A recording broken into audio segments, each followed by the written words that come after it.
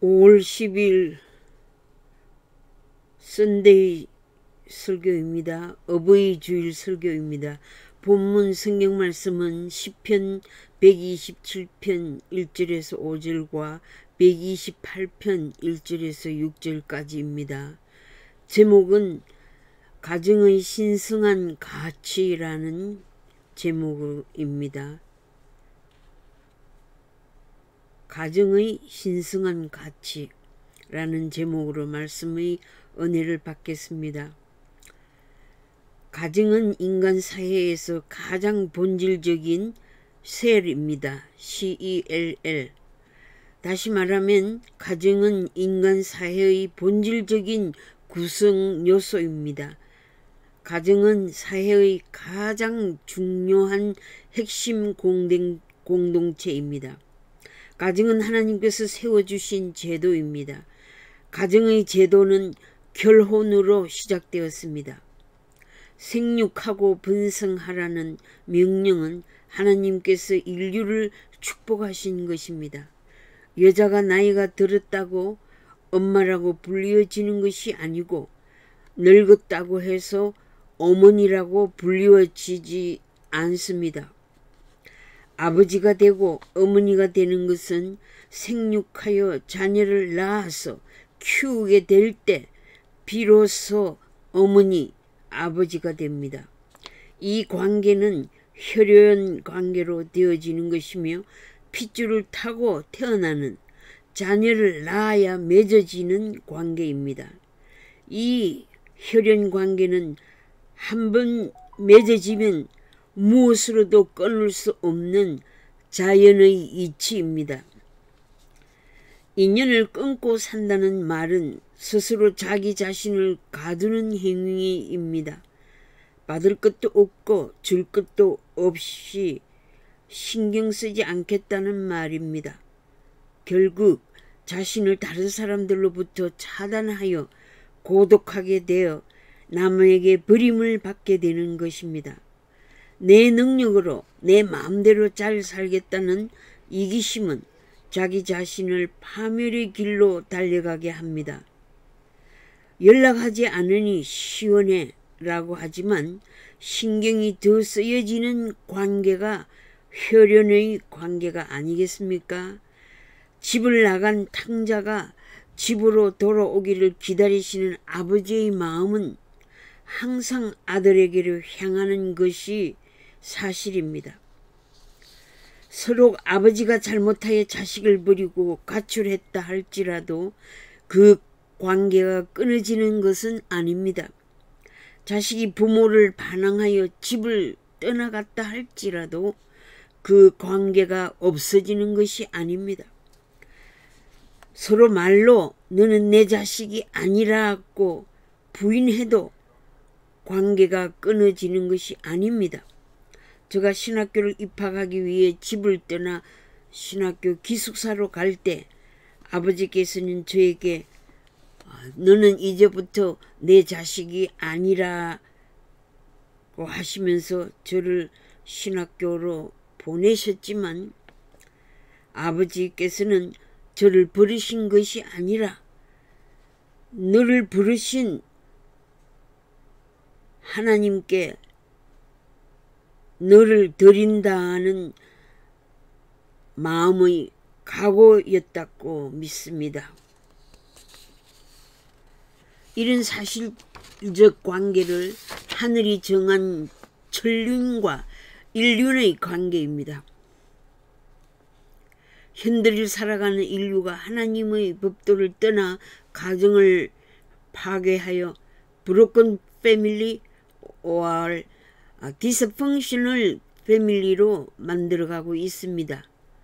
Adopted children, stepdaughter, stepson, stepmother, stepfather, godfather, godmother, spiritual father, spiritual mother라고 부를 수 있는 가정의 구조로 문화적인 변천을 가져왔습니다. 가정의 제도가 다민족과 다양성의 개인들로 구성되어져 혈연 관계를 떠나 사랑의 파워와 돈의 파워, 권력과 명예의 파워로 이해관계를 맺게 되므로 인류의 사회는 더욱더 복잡한 관계를 이루고 힘들게 살아가게 되었습니다. 물티컬처럴 패밀리 시스템에서 더 많은 사랑과 깊은 이해가 필요한 가정이 되었습니다. Giving and Taking 릴레이션십에서 밸런스를 유지해야 평화로운 가정을 꾸려갈 수 있습니다. 이기적인 자아를 죽이고 조금 더 내가 희생한다면 피스메이킹의 멤버가 될 수 있을 것입니다. 자식은 하나님께서 주신 선물입니다. 시편 127편 3절 4절에 자식은 하나님께서 주신 기업이요 태의 열매는 그의 상급이로다 라고 하셨습니다. Children are a heritage from the Lord and the fruit of the womb is a reward. 그러므로 부모와 자녀와의 관계는 하나님께서 만들어주시는 선물입니다. 내 몸에서 태어났다고 해서 내 것이 아닙니다. 그러므로 내 뜻대로 양육할 것이 아니라 하나님의 뜻대로 주의 교훈과 흉계로 양육하라고 했습니다. 에베소서 6장 4절입니다. 크리스찬 가정은 뉴 커뮤니티입니다. 새로운 공동체입니다. 예수 그리스도의 보혈로 하나님의 자녀가 되었기에 세상의 무엇으로도 끊을 수가 없습니다. 베드로전서 1장 18절과 19절에 너희 조상이 물려준 헛된 형실에서 대속함을 받은 것은 은이나 금같이 없어질 것으로 된 것이 아니요 오직 흠없고 점없는 어린 양 같은 그리스도의 보배로운 피로 된 것이니라고 했습니다. 예수 그리스도 안에서 다문화 가족들을 품어줄 수 있습니다. 예수 그리스도 안에 있는 거듭난 가족들은 새로운 사랑의 질서를 지킬 수가 있습니다. 삼손을 선물로 받은 마누아가 이 아이를 어떻게 기르오리까 라고 물었습니다. 사사기 13장 8절에서 12절 사이에 나옵니다. 어머니 마누아가 하나님의 뜻을 물으면서 기도로 양육했음을 알 수 있습니다. 내 계획대로 내가 못 이룬 내 욕망을 자녀를 통해 이루어보려는 욕구 충동으로 양육할 것이 아니라 하나님을 잘 섬기고 이웃을 사랑하고 부모를 경외할 줄 아는 하나님의 사람으로 양육하라고 하셨습니다. 신명기 6장 4절에서 9절에 이스라엘 백성들은 쇠마 가정교육이 모든 교육의 중심이 되었습니다. 부모들의 영광은 자녀들이 세상에서 성공하여 독립된 가정을 이루는 것입니다. 자녀들이 욕을 당하고 고생하고 실패하면 부모에게 큰 욕이 됩니다. 저는 아직도 아들들 자랑, 남편 자랑을 못하고 살고 있으니 참으로 부끄럽습니다. 모든 책임이 저한테 있음을 알다 보니 남들이 아들, 며느리, 손자, 손녀 자랑할 때 대화의 문이 막혀버립니다. 아주 부끄럽습니다. 내가 잘못 살아왔구나를 느낍니다. 참으로 자랑할 것이 없습니다. 다윗이 블레셋의 골리앗 장군을 멸하고 돌아올 때 사울 왕이 그가 네 집 아들이냐고 물었습니다. 사무엘상서 17장 55절에서 58절 사이에 나옵니다. 나는 주의 종 베들레헴 사람 이새의 아들입니다 라고 대답합니다. 사무엘상 17장 47절에 다윗은 여호와의 구원하심이 칼과 창에 있지 아니함을 알게 하였고 전쟁은 하나님께 속한 것임을 알게 해준 신앙인이었습니다. 출애굽기 6장 20절에 아므람은 요게벳을 아내로 맞이하였고 그는 아론과 모세를 낳았다고 기록되었습니다. 다윗과 모세는 부모의 이름을 높였습니다. 요게벳 어머니는 애굽의 궁궐에서 숨어서 모세를 신앙으로 교육시켰습니다. 요셉의 아버지 야곱은 12아들 중 가장 사랑한 아들이 죽은 줄로 알고 가슴에 파묻고 모진 세월을 살아왔지만 나중에 요셉이 보내준 황금 마차를 타고 가족을 거느리고 애굽으로 가서 바로 왕을 만났어 궁궐에서 바로 왕의 머리에 손을 얹고 축복했습니다. 가나안 땅의 한 목자이며 농부인 야곱이 애굽 왕에게 안수를 한 영예야말로 대단한 영광이 아닙니까? 아들이 애굽의 총리가 아니었더라면 이런 영광을 어찌 누렸겠습니까? 반면에 사무엘상 2장 34절 36절에 보면 엘리 제사장의 아들 홈니와 비느하스는 한날에 죽었으므로 아버지 엘리 제사장에게 욕을 돌렸던 것입니다. 성소에서 제물과 예물을 밟으며 아들들을 나보다 더 중히 여겨 내 백성 이스라엘이 드리는 가장 좋은 것으로 너희들을 살찌게 하느냐? 라는 책망을 엘리 제사장이 받은 것입니다. 나를 존중히 여기는 자를 내가 존중히 여기고 나를 멸시하는 자를 내가 경멸하리라 라고 사무엘상 2장 29절에서 30절에 나옵니다. 사무엘상 3장 9절을 보면 사무엘이 온 이스라엘에서 존경받는 선지자였습니다. 그의 말씀이 하나도 땅에 떨어짐이 없을 정도로 존경을 받았으나 그의 아들들이 뇌물을 받는 치욕 때문에 사무엘도 백성들에게 버림을 받았고 백성들은 왕을 요구하게 된 것입니다.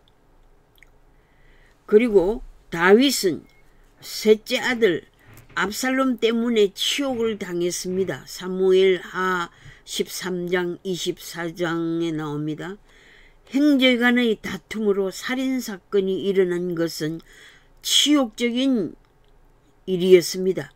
압살롬은 형 암논이 그의 누이 다말을 욕되게 하였으므로 형을 미워하여 복수하게 됩니다. 결국 압살롬이 종들을 시켜 형 암논을 죽였습니다. 암논의 죽음으로 다윗은 옷을 찢고 땅에 들어 누웠습니다. 압살롬이 아버지의 왕권을 빼앗겠다고 칼을 빼들고 궁궐을 습격하니 아버지 다윗이 목숨을 구하기 위해 신도 못 싣고 다급히 궁궐을 빠져나와 도망가는 신세가 되었습니다. 궁궐에 남겨둔 후궁들을 압살롬이 백주의 옥상에 올라가 백성들의 목전에서 욕보이는 일을 감행했습니다. 그 후 압살롬이 아버지의 정벌군에 쫓기다가 그의 머리채가 상수리 나무가지에 걸려 정벌군이 압살롬을 살해해 죽게 된 때에 다윗의 장군 요압이 압살롬을 죽입니다.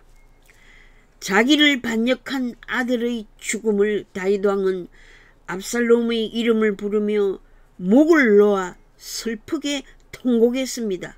내 아들 압살롬아, 내 아들 압살롬아, 차라리 내가 너를 대신하여 죽었다면 압살롬 내 아들아 라고 부르짖었습니다. 자식을 먼저 보내는 부모의 애절한 탄식이 아닙니까? 성경은 효의 도를 맹시하고 있습니다. 잠언 23장 24절에 의인의 아버지는 크게 즐거울 것이요 지혜로운 자식을 낳은 자는 그를 인하여 즐거울 것임이니라. 네 부모를 즐겁게 하며 너 낳은 어미를 기쁘게 하라. 히브리서 11장 6절에 믿음이 없이는 하나님을 기쁘시게 할 수 없다라고 기록되어 있습니다. 부모에 대한 존경과 신뢰와 효성이 없이는 부모를 기쁘게 할 수 없습니다. 요한일서 4장 20절에 보이는 부모에게 효행을 하지 못하는 자가 보이지 않는 하나님을 경외한다는 것은 거짓말이라고 했습니다. 오늘 본문인 시편 127편은 솔로몬의 시입니다. 솔로몬의 시는 시편 72편과 127편 뿐입니다. 열왕기상 4장 32절에 솔로몬은 3,000자문을 말하고 1,005수의 시가를 지었다고 했습니다. 그는 기브아 제단에서 하나님께 지혜를 구하여 특별한 지혜의 왕이 되었습니다. 시편 127편 1절에서 2절에 여호와께서 가정을 세워주셔야 헛수고가 안 된다는 말씀입니다. 하나님 없이 가정을 세우면 성공이 없다는 뜻입니다. 사람이 아무리 노력하더라도 하나님 없이는 헛된 일이 되고 맙니다. 국방을 튼튼하게 하고 성을 쌓고 아무리 파수하여도 하나님이 지켜주시지 않으시면 허사라는 것입니다. 신앙 없이 경영하는 일은 아무리 수고를 해도 소용이 없다는 것입니다. 하나님은 복의 근원이시오 창조주이십니다. 잠언 16장 1절에 마음의 경영은 사람에게 있어도 말의 응답은 여호와께로서 나느니라고 했습니다. 내가 노력하면 잘 살 수 있어 라고 자신의 지식과 수단으로 만사 형통을 꿈꿀지라도 하나님의 축복 없이는 허사가 되는 것입니다.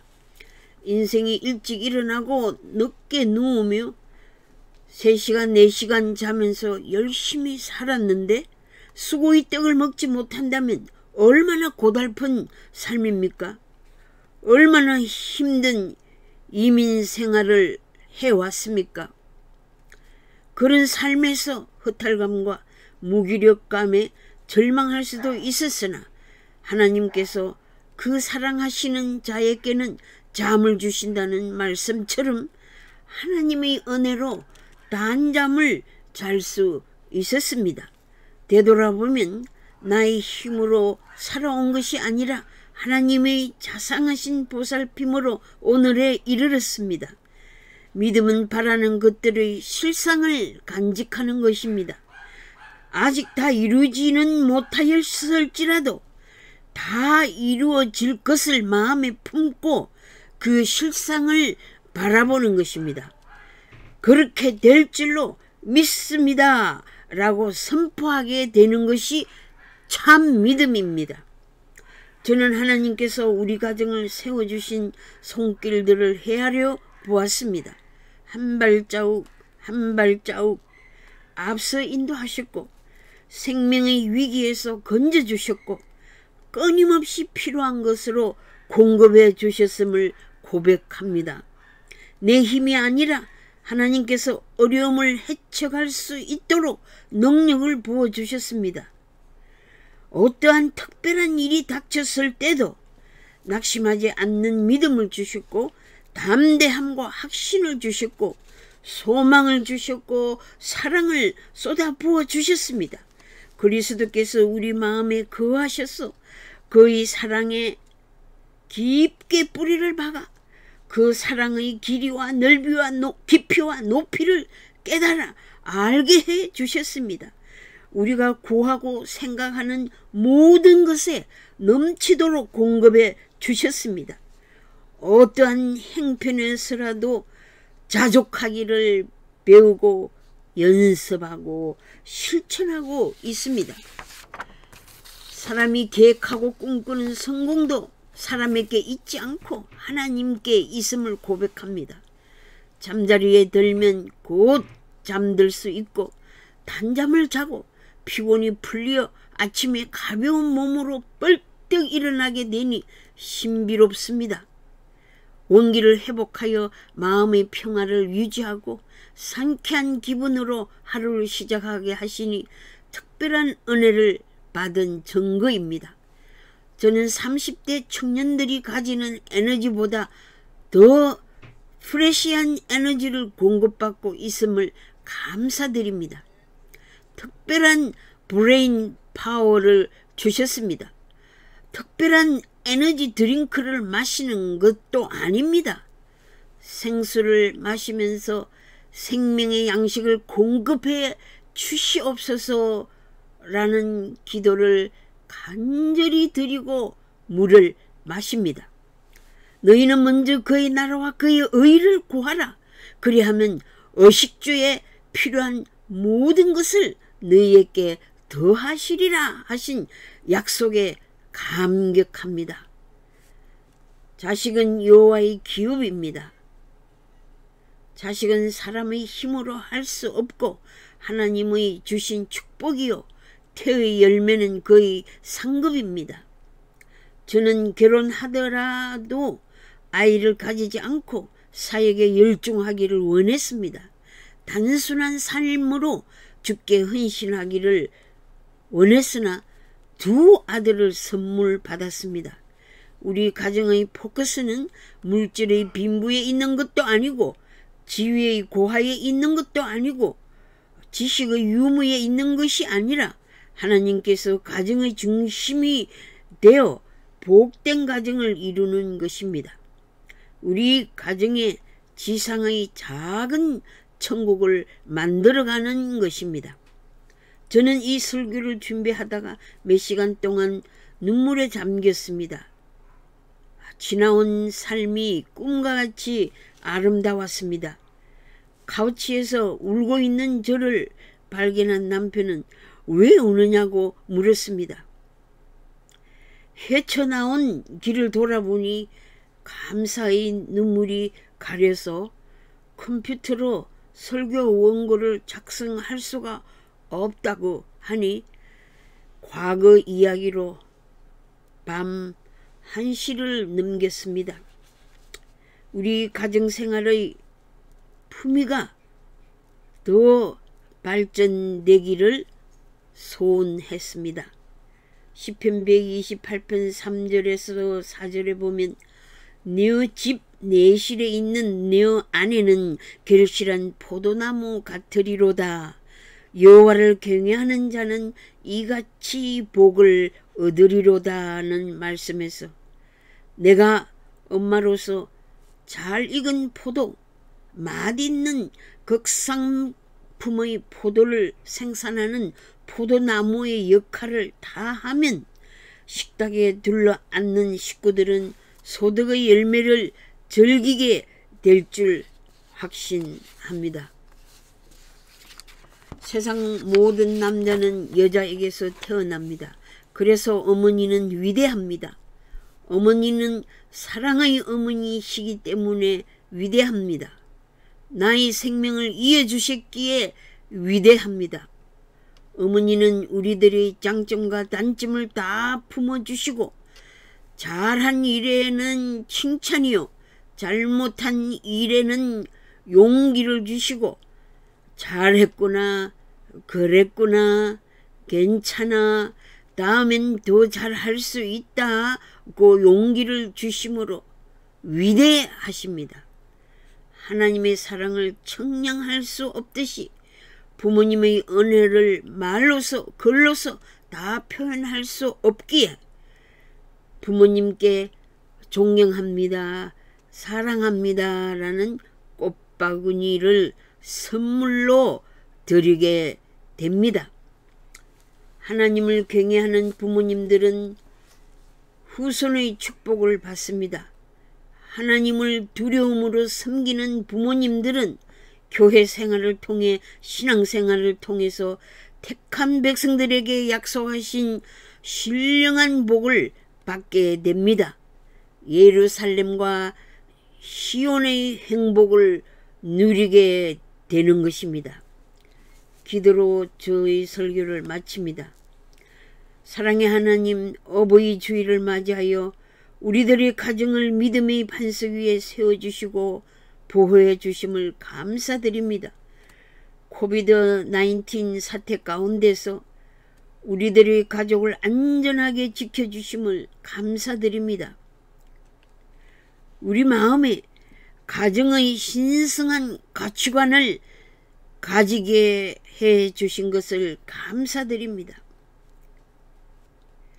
이번 환난과 재난을 통과하면서 가족의 소중함을 다시 깨닫게 하심을 감사드립니다. 하나님의 축복으로 소득을 얻게 하옵소서. 건전하고 생산적인 식구들이 되어지도록 은혜를 베풀어 주시옵소서. 우리의 이웃들을 즐거운 식탁에 초대하는 복된 가정을 만들어갈 수 있게 하여 주시옵소서.